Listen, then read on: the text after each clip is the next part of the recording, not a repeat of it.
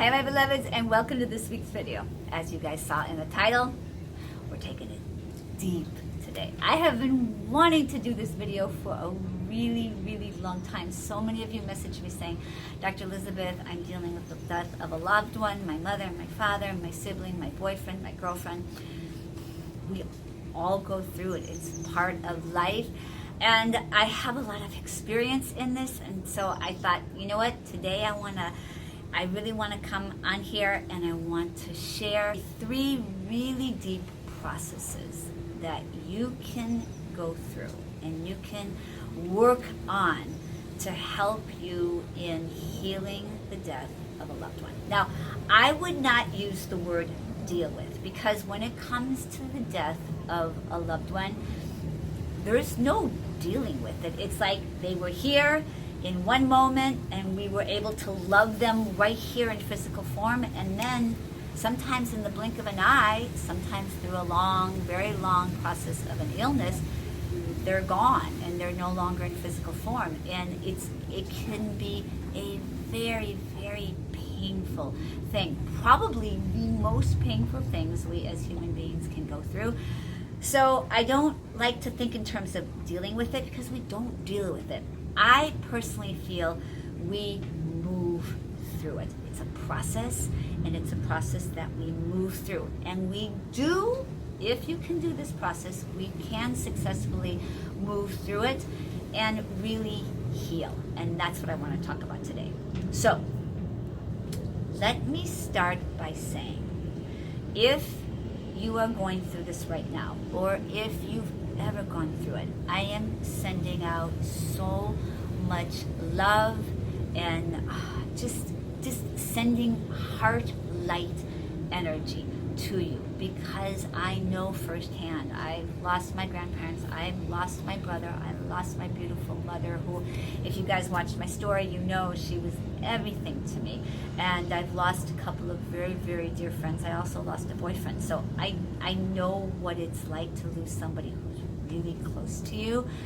So I'm just sending you so much love and compassion and light right now as you move through this. I hope what I'm sharing with you here in this video helps. Message me below and let me know. Okay, step number 1. Remember, my beloveds, as human beings, we're filled with so much feelings. We love, and when we love someone, we love them so deeply. A lot of times what people do is they literally can't deal with it, and so they take all the grief, all the pain, all the sadness, and they go like this, and they shove it down inside. It's what a lot of people do. A lot of clients who come to me who are dealing with it, it's literally they just go like this, and they're like, I cannot deal with it right now. It's too painful. 2, my life is insane right now. I literally can't deal with this. So for whatever reason, they take it and they shove it down. But here's the thing, my beloveds. You can't just shove an emotion down. It has no place to go. So what happens is it turns into disease. It turns into agony. It turns into this deep pain. Or it turns into numbness. So here's the thing. I talk about this. I have a whole chapter dedicated to healing. And in that chapter, I talk about emotional healing. What happens is when you take that, I mean, it seems like, okay, I can't process it right now. I'm just going to shove it down and I'll get to it when I get to it. A lot of that's like the logical process of how they think. The problem is when you take one emotion, grief, horrific sadness or pain, which is what the death of a loved one brings up in people. If you shove that down, what happens is every other emotion across the board gets shoved down as well. So what ends up happening is you begin to have a life that is numb, completely numb. And when people come to me, what they say is, Dr. Elizabeth, I can't feel my life. I lost my wife 5 years ago, or I lost my mother 10 years ago, or I lost my father when I was a little boy or a little girl. And because they never dealt with it and they shoved it down, now all they can feel is nothing. They're like, I can't feel my life. I have all this success. I have all these people who love me. I have all these amazing toys and things that I've, accumulated in my life. but I can't feel my life. And this is why. So what we have to do, instead of taking it and shoving it down, is we have to begin the process of healing. I work with people who are going through grief. I talk a lot about this in my book. What it feels like, it literally feels like, we put this thing in this box and shove it down, and you feel like if I open it up, I'll start to cry and I will never stop. That's what most people tell me, and that's what most people feel. But here's the thing, my beloveds. That's not the case. You have to run the energy. You have to clear and heal and process the energy to be able to have a life on the other side of that. I've told you guys this, I sound like a broken record. I've said this countless times here on my channel. I offer a complimentary meditation CD on my website. I'll put it right here. Go to my website, download it. It's free. It's my gift to you. Use it, and use it specifically to begin to clear and process and heal the grief, the sadness, and the pain. That's number one. Tip number two, begin to develop a healthy spiritual practice. Thank God I had already had nearly 50 plus years of spiritual practice under my belt when I lost my beloved mother. So literally when she got sick, I got the phone call, I dropped everything, I went home, and I was literally at her hospital bed by her side. I slept there, I stayed with her till the moment she took her last breath. But here's the thing, my beloveds. When you have the recognition, and this is deep, but if you can get this, it helps so much. When you have the recognition that this is just the temporary physical body, and that your beloved is so much more than that. Now, of course, I know, would I love to pick up the phone and call my mother right now?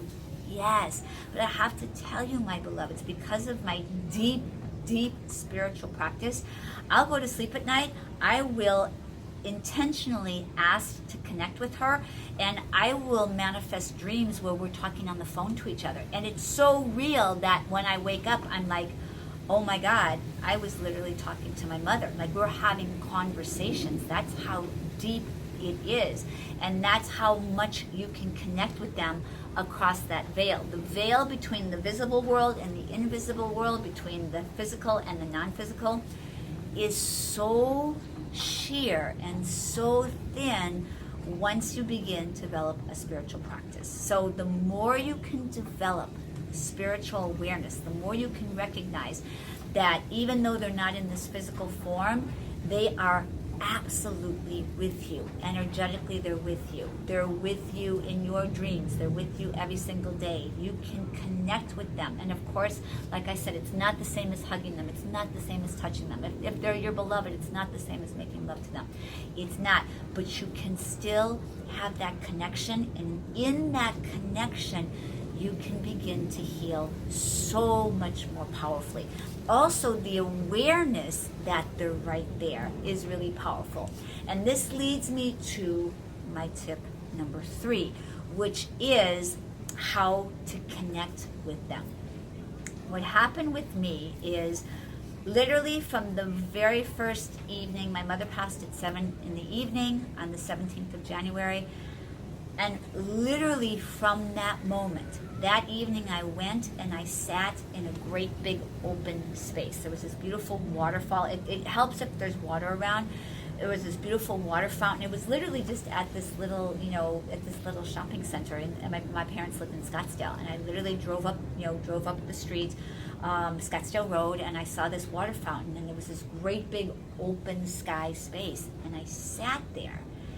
And I was able to connect with her. In the vastness of that open space, it's a really, really, really powerful way to connect with your loved ones. So I know this might sound kind of crazy to some people. I know for a lot of people it's really out there.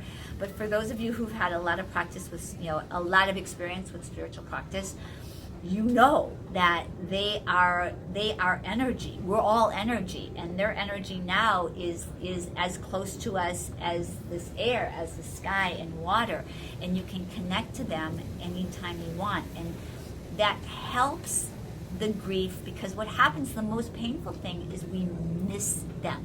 We miss the physical. We miss having them here.